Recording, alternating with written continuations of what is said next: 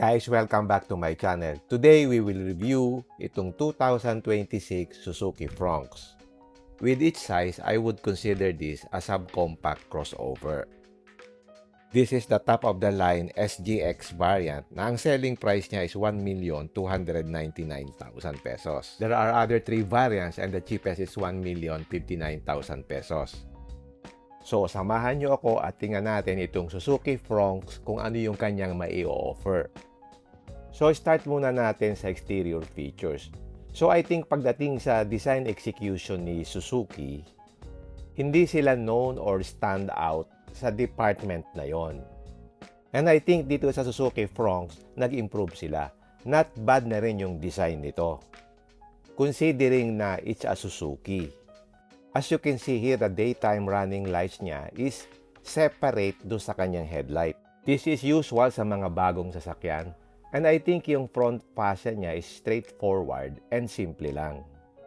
And going to the sides, meron siyang silver accent na nagraran dun sa sidings niya. Meron din siyang body claddings which is usual sa mga crossovers. Two-tone scheme siya, black yung roof, and even yung side mirror is blackout na meron 360-degree camera. At makikita mo rin, meron siyang roof rail for usability kung gagamitin mo siya for outdoor usage. So, pag tinignan mo siya sa malayuan, it's a Suzuki, simple lang, quirky, and cute ang itsura. At ang gusto kong design dito yung sa likod. Meron siyang LED tail lamps tapos connected by horizontal light bar.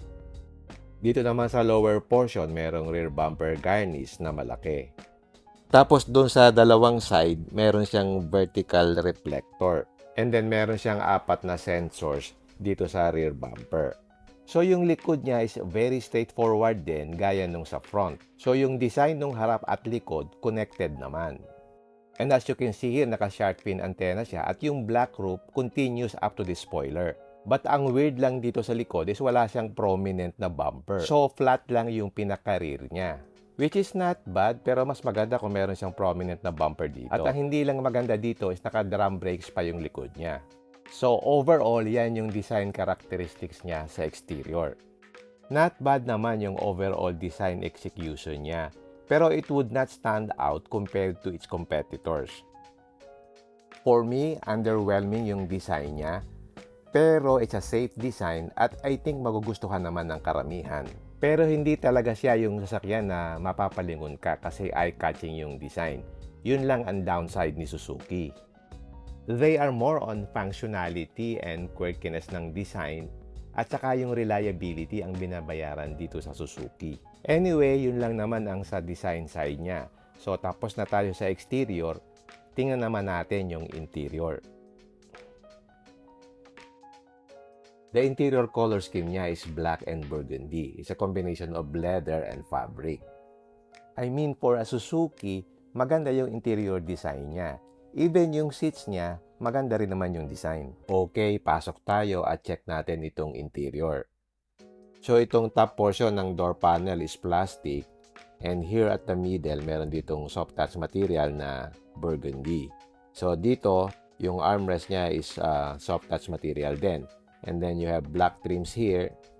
And nandito yung window switches niya. Ang automatic lang yung sa driver side. Okay naman yung quality niya. Dito sa lower portion may bottle holder at dito nakalagay yung speaker. Ang hindi lang maganda dito, hindi pa naka-power seat yung sa driver seat.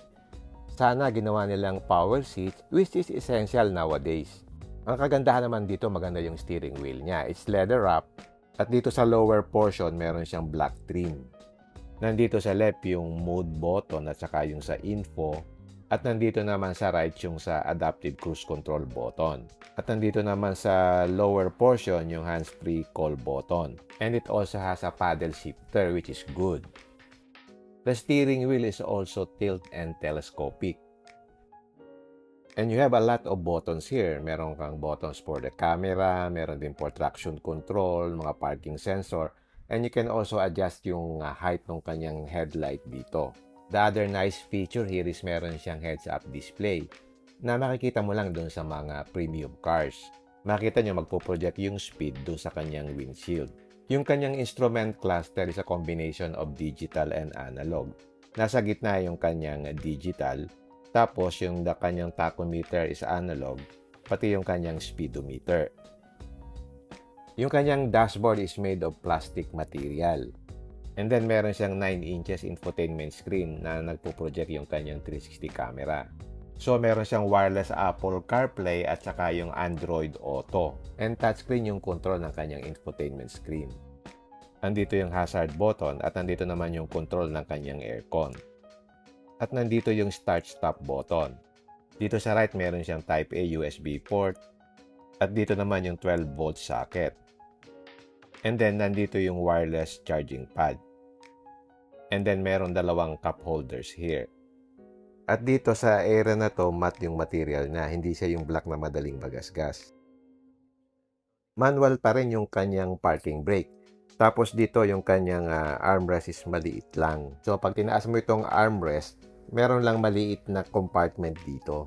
So, ganyan yung overall look ng kanyang dashboard. At nandito yung kanyang glove box compartment. By the way, ganito nga pala yung look ng seat niya. It's a combination of black leather and burgundy. Tapos sa gitna is meron siyang fabric material.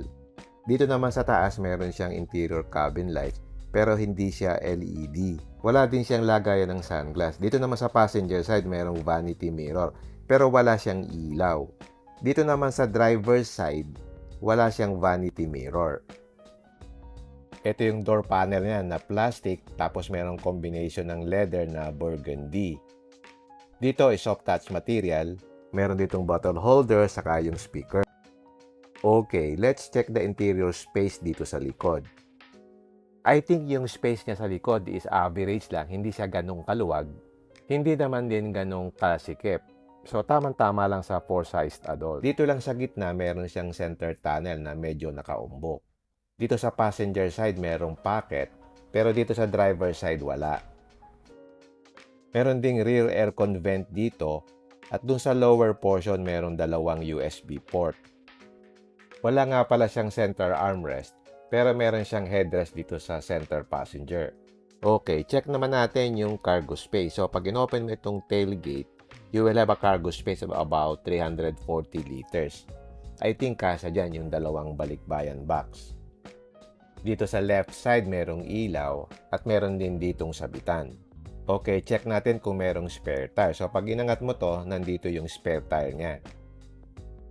Pwede mo ring ma-increase yung cargo space niya. Typical sa mga crossovers, pwede mong ibaba itong second row seat para mas malaki yung cargo space. So, kapag naibaba mo na yung dalawang sandalan sa likod, malaki na yung kanyang cargo space. Okay, check naman natin yung engine. Ang engine niya is 1.5 liter gasoline engine, delivering 103 horsepower and 137 Newton meters of torque.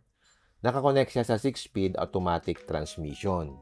By the way, this is only mild hybrid. Meron siyang 12-volt lithium-ion battery.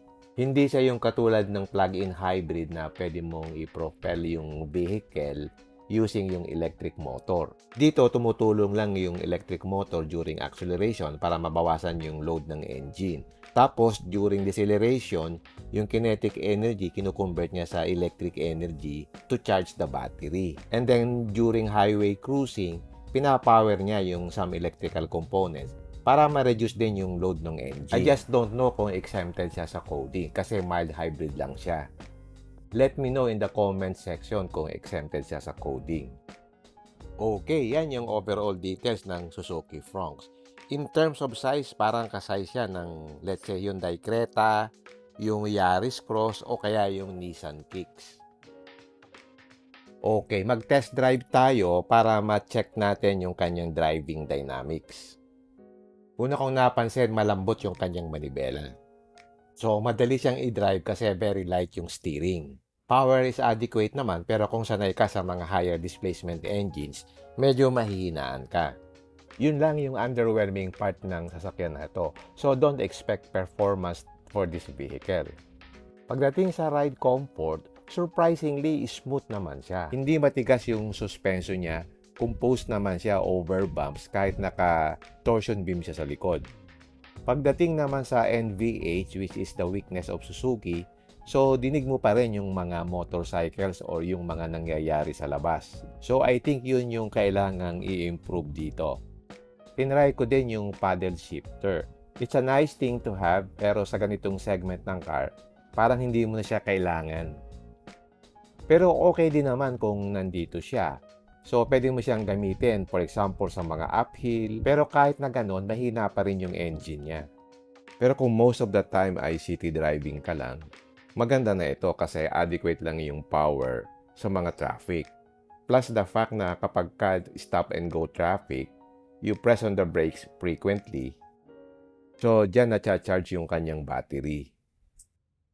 Visibility is also good kasi mataas yung position mo compared if you are driving a sedan. And for its small size, maneuvering dun sa mga tight spaces would be handy. Acceleration is also good kasi it's a hybrid system. So, nakakatulong yun to increase the torque when you're starting from standstill.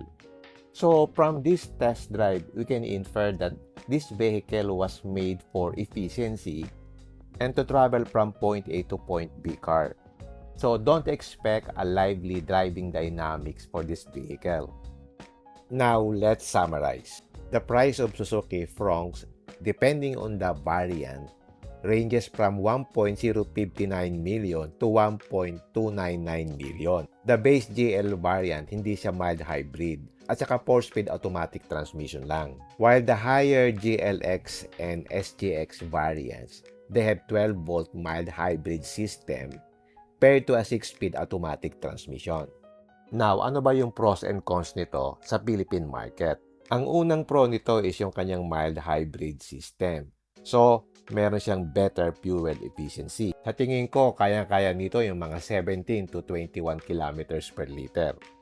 Another pro nito is yung kanyang compact length. Less than 4 meters siya. Madali siyang i-maneuver dito sa Metro Manila, sa traffic, saka sa parking. Plus, 170 mm yung kanyang ground clearance. So, tamang-tama sa local road conditions. Another pro nitong top-of-the-line variant is meron siyang driver assist features.